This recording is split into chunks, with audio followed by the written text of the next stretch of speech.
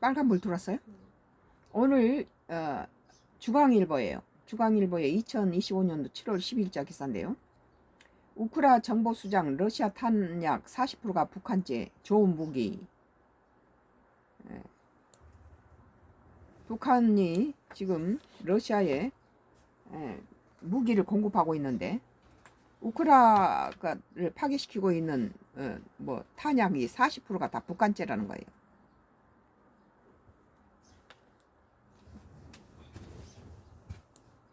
그러니까 이 러시아 전쟁이 북한제 계속 이 탄약이라든지 무기가 공급됨으로 인해서 러시아는 승승장구하고 계속 이 전쟁이 끝나질 않는다는 거죠.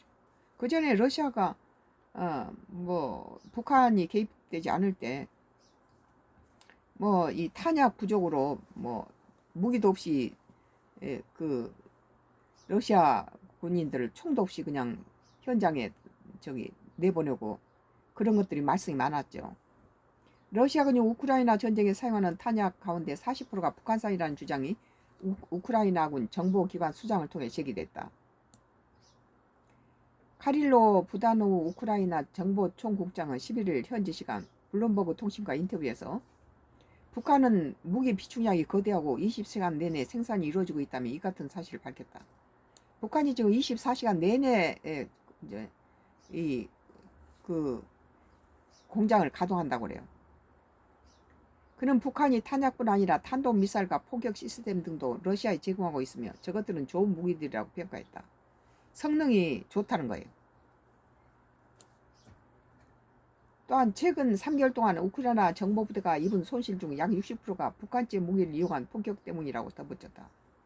재래식 무기 중에서는 한국 무기들이 세계에서 뛰어난 성능 보이죠. 지금 뭐 남북을 물론하고 북한은 지난해 러시아와 포괄적인 전반 전략적 동반관계에 관한 조약을 체결한 이후 양국 간 군사협력을 더욱 공고히 하고 있다.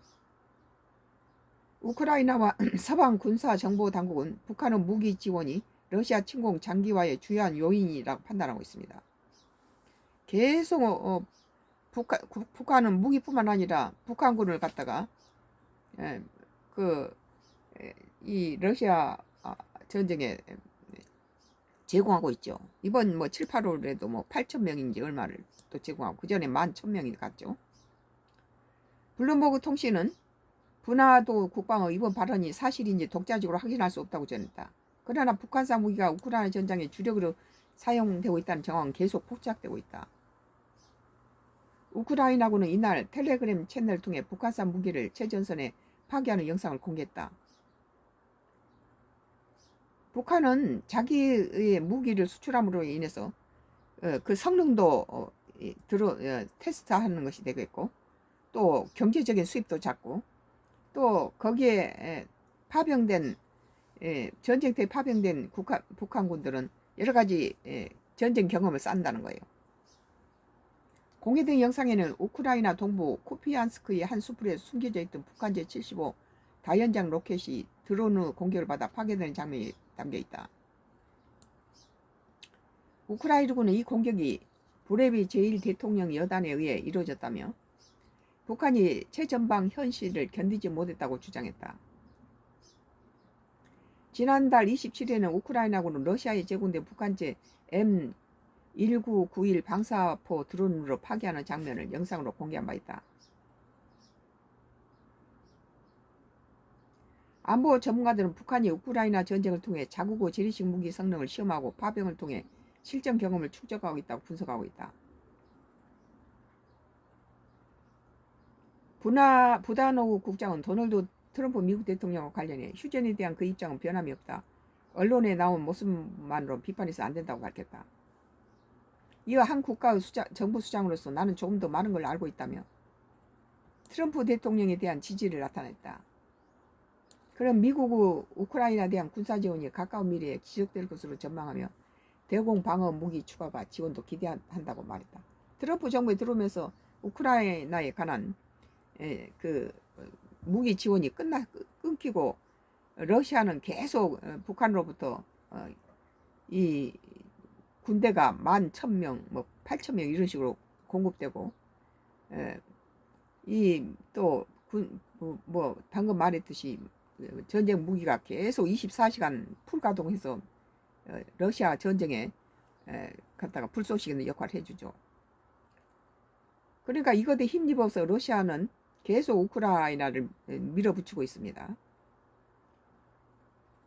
부다노프 국장은 올해 안에 휴전 협상이 조속히 타결을 해야 한다면 그것이 가능한가? 그런가? 어려운 것은 아니다라고 강조했습니다.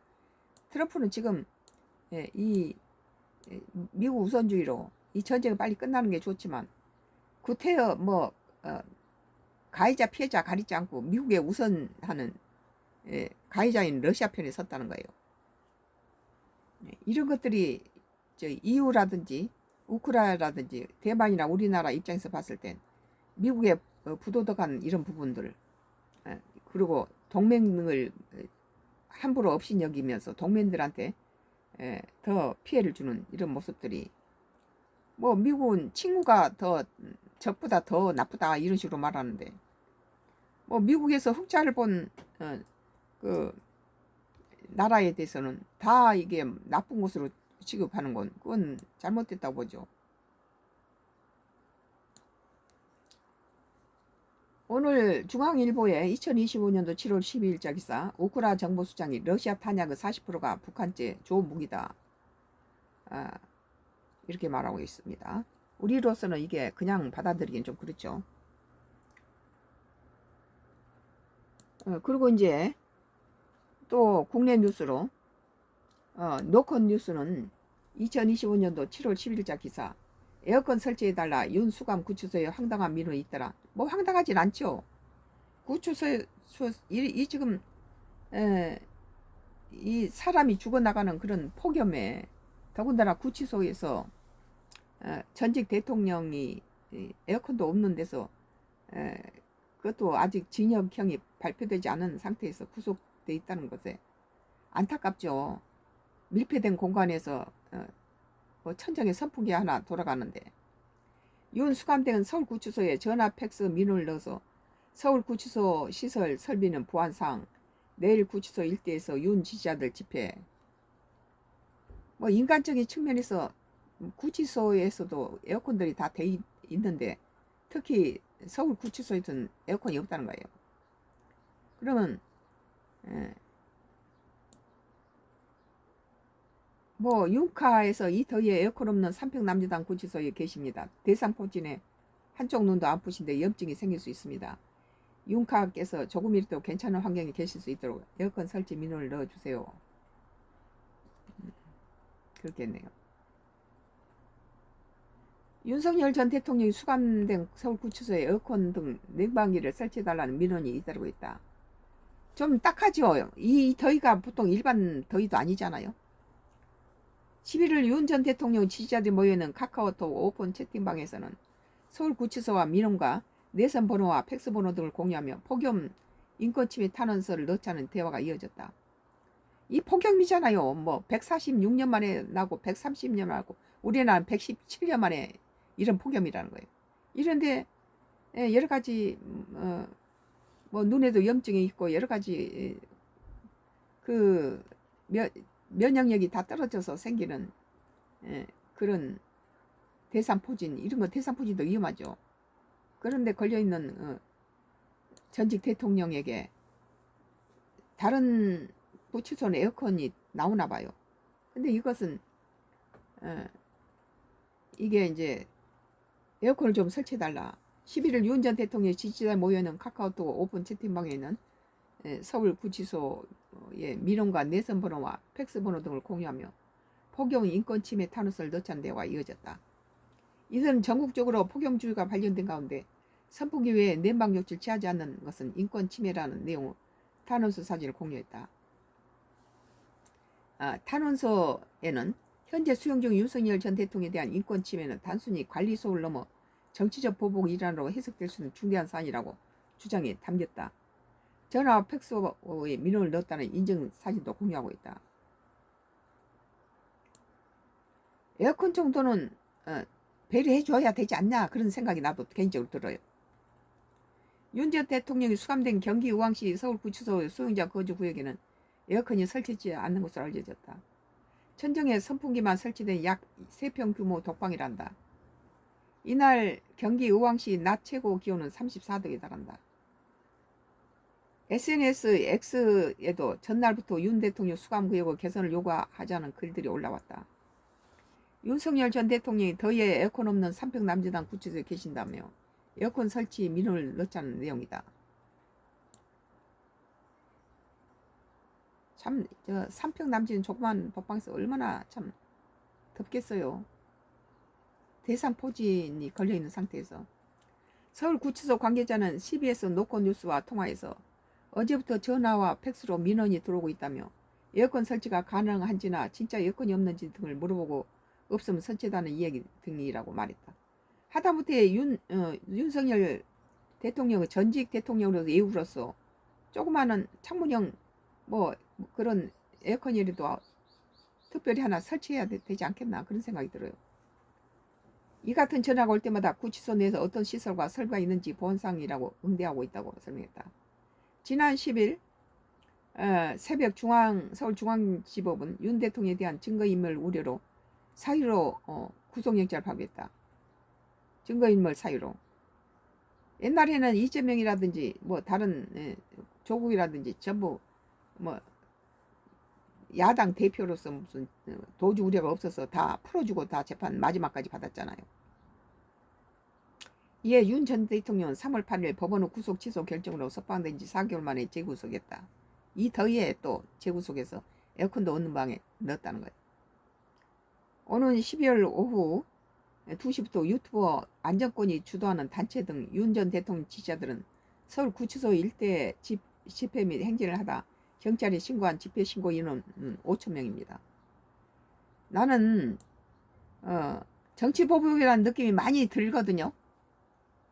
그리고 대통령 비상계엄이 유발시킨 줄탄핵으로 31명을 줄탄핵으로 줄 기각이 됐다는 것 자체가 뭡니까? 이거 국정내란이에요. 이렇게 원인을 제공했던 민주당과 이재명 그것이 바로 비상계엄의 원인에 발동하게 된 원인이죠.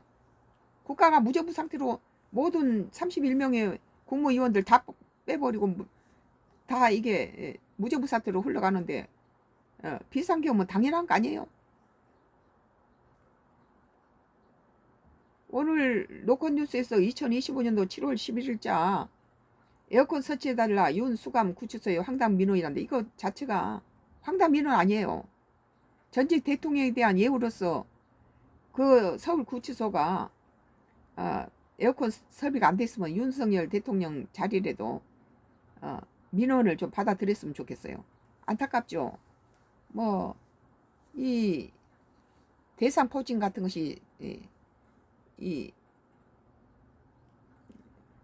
그 건강할 때는 안 나타나는데 이렇게 면역이 떨어지고 그런 노인들한테서 많이 나타나고 그런 그 건강이 허약할 때 나타나는 그런 질병으로 아는데 대상포진이 그렇게 아프대요. 그런데다가 눈에 또 안지를 이렇게 염증이 있는 데다가 더우면은 그게 더 염증이 더 급속히 악화되겠죠. 그리고 지금 밖에 나와 있는 사람도 폭염 뭐 146년 만에 폭염이니 우리나라는 117년 만에 폭염이 일본은 130년 만에 폭염이 이런 폭염 속에서 꼭 시기를 또 이때 맞춰서 에어컨도 없는 서울 구치소에다가 구속시키는 거 이 자체도 참 안타깝죠. 그래서 그 지지자들이 에어컨이라도 설치해 주라는 것은 그건 인간적인 측면에서 전직 대통령 예우로서 당연히 해야 될 거라고 나는 생각해요. 맨 처음부터 에어컨이 없는 서울 구치소에 수감된다 했을 때부터 나는 좀 딱했어요. 그게 걸렸어요. 근데 이제 지지자들 모여서 이런 말이 나온 건 다행스럽다고 생각해요. 갇혀 있는 것도 답답한데 거기서 3평 좁은 방에서 거기서 그 천장에 있는 선풍기가 또 뭐 50분 들어가고 10분은 또 쉰다네요. 10분은 꺼준다는 거예요. 그래서 전직 대통령한테 에어컨 소형 에어컨이라도 하나 설치해 주는 것은 전직 대통령 예우로서 그건 당연하지 않나 그런 생각이 들어요.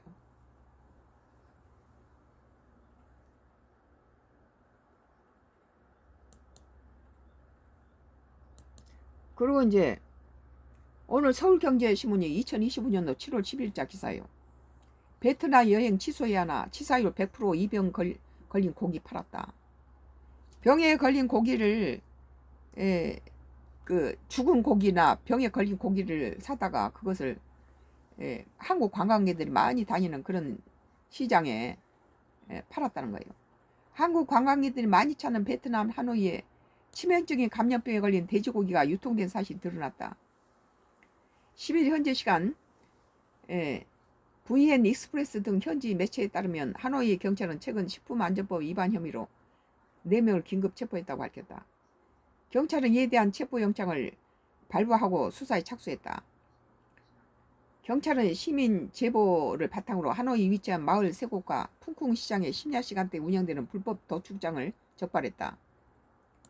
그러니까 죽은 뭐 돼지고기나 이병에 걸리면은 거의 치사율이 뭐 100%인 그런 전염병에 걸린 그런 돼지고기를 갖다가 불법 도축하고 병 걸린 돼지고기를 도축하고 죽은 고기를 팔았다는 거예요. 병에 걸려서 죽은 고기를. 하노이 식품안전당국과 경찰 등으로 구성된 합동 단속반은 지난 1일 한마을으로 불법 도축장을 급습해서 ASF 증세를 보이는 돼지고기 이 병에 걸리면 100% 사망한다는 거예요. 이런 돼지 45마리의 도축된 돼지고기 1050kg, 내장 450g 등 총 4.3톤의 고기를 압수했다. 이는 시가 약 3억 2천만 원 동 약 1,800만 원에 달하는 물량이다. 이들은 지난 2023년 병든 돼지를 중계를 통해 1kg당 3만 5천에서 4만 동에 구입한 뒤 자택에서 무허가로 도축해 하루 평균 50마리씩 시장과 식당 등에 유통해왔다. 이 과정에 돼지고기는 1kg당 5만 5천에서 6만 동의 간기로 판매됐고 이들은 한 달 동안에 7천만에서 8천만 동 약 400만 원 불법 수입을 올린 것으로 추산된다. 베트남은 물가하고 우리 물가는 달라요. 또한 쿵쿵 시장에 검역을 거치한 돼지고기가 약 1톤이 적발됐다.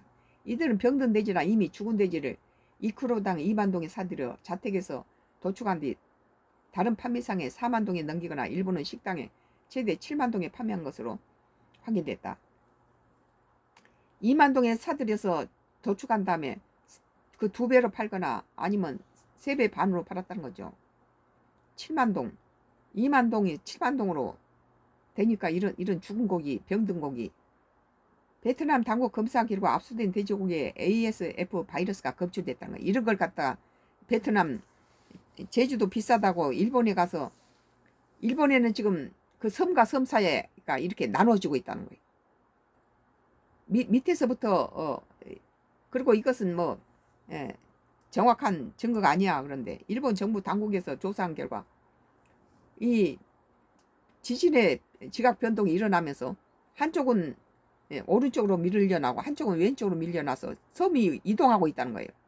그리고 섬과 섬 사이가 둘이 나눠져 버렸어요. 한 개 섬이. 이런데 지금 우리나라가 세계 최고로 일본을 지금 관광을 가고 거기서 엄청난 카드를 긁고 명품 사는데 혈안이 돼 있는데 이거 하나님이 안 치겠어요? 더군다나 또 우리나라는 2024년 작년도에 100만 달러의 관광 적자를 했어요. 기업이 가뜩이나 이렇게 관세로 어려울 때 기업이 어렵게 벌어오던 달러를 이렇게 해외 가서 우리나라가 일본이 제일 좋아하는 것이 한국 국민인데 이 한국 국민을 가서 명품 사는데 카드를 제일 많이 긁어댄다는 거예요. 그리고 우리 관광은 죽이는 거죠. 우리 관광객에서도 문제가 많아요. 왜 자기 지역을 찾는 사람들을 다시 찾을 수 있도록 최선을 다하고 친절을 베풀고 그래야지 바가지 일회주의로 한탕주의로 그냥 온 사람 다 껍질 벗겨 먹고 전부 바가지 요금 씌우고 이것이 바로 사람들이 제주를 기피하는 이유예요.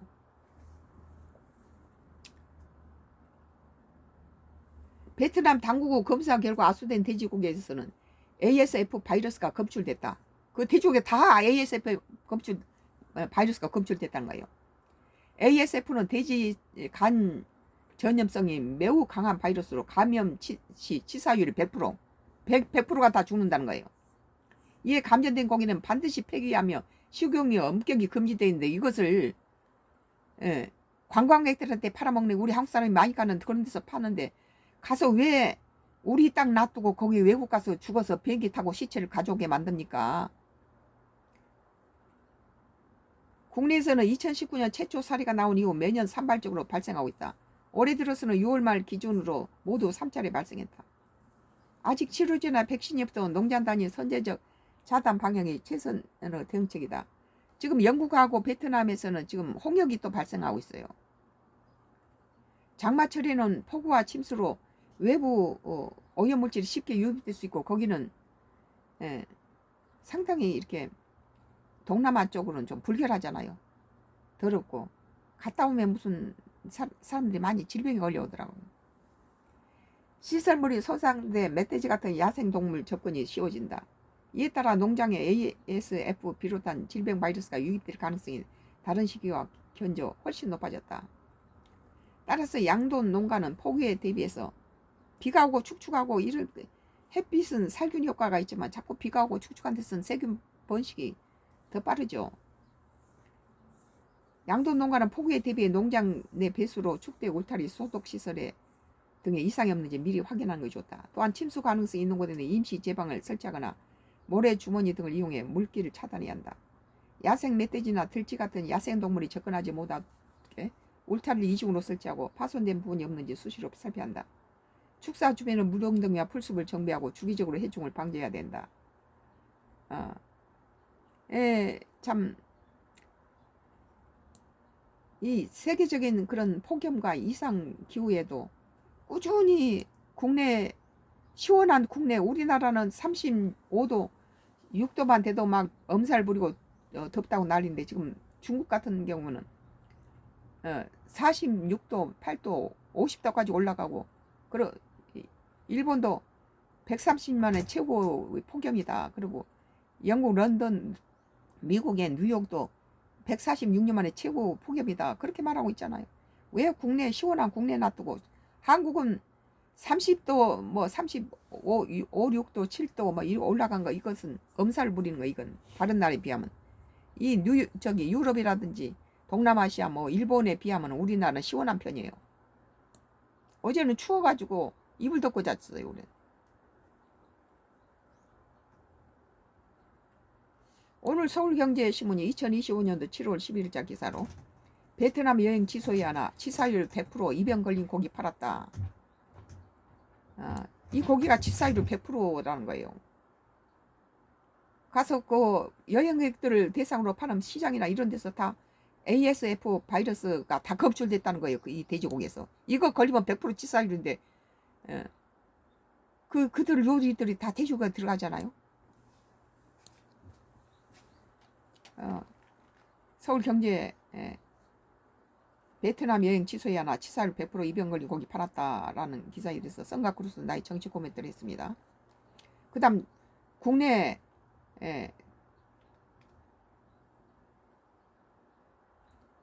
국내 정치를 한번 보죠. 뭐 모빌리티 TV예요. 2025년도 7월 11일자 기사네요. 이재명 국무수행 능력은 국민들이 이렇게 평가했다.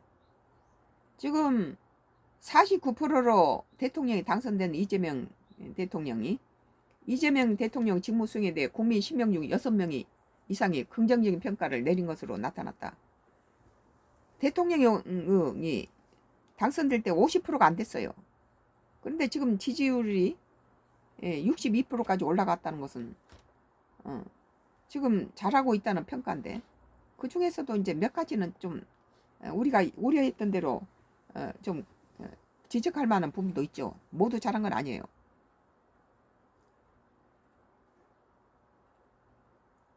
반면 국민의힘 지지율은 4년 8개월 만에 처음으로 20대 아래로 떨어지며 여야 간 지지율 격차가 더욱 벌어졌다. 이건 뭘 의미합니까?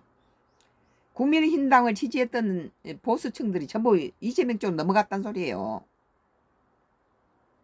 7월 8일부터 10일까지 한국갤럽이 전국 성인 1,002명을 대상으로 한 여론조사 결과에 따르면 이 대통령이 대통령 직무를 수행을 잘하고 있다는 응답은 63%로 62%가 아니고 61%더 올랐네요. 63%로 짓게 됐다. 반면 잘못하고 있다는 평가는 23%였다. 14%는 의견을 유보했다. 이것에 대해서 나는 평가가 정확하다, 정직하다 그렇게 나는 봐요. 내가 생각하는 오해는 그대로예요.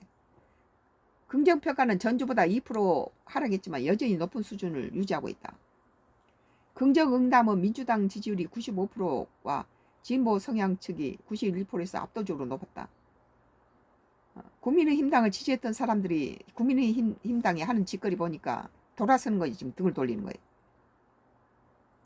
40대 83%와 중도층 69%에서 긍정적 평가가 우수했다. 보수층에서는 긍정과 부정이 비슷한 비율로 나타났다. 국민의힘 지지층에서는 부정이 56% 다소 우세했다.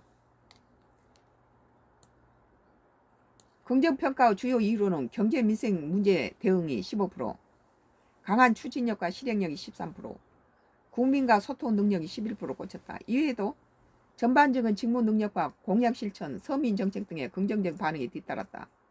뭐 돈 풀어주니까 그런 거 있죠. 반면에 부정응답자들의 과도한 복지 22%.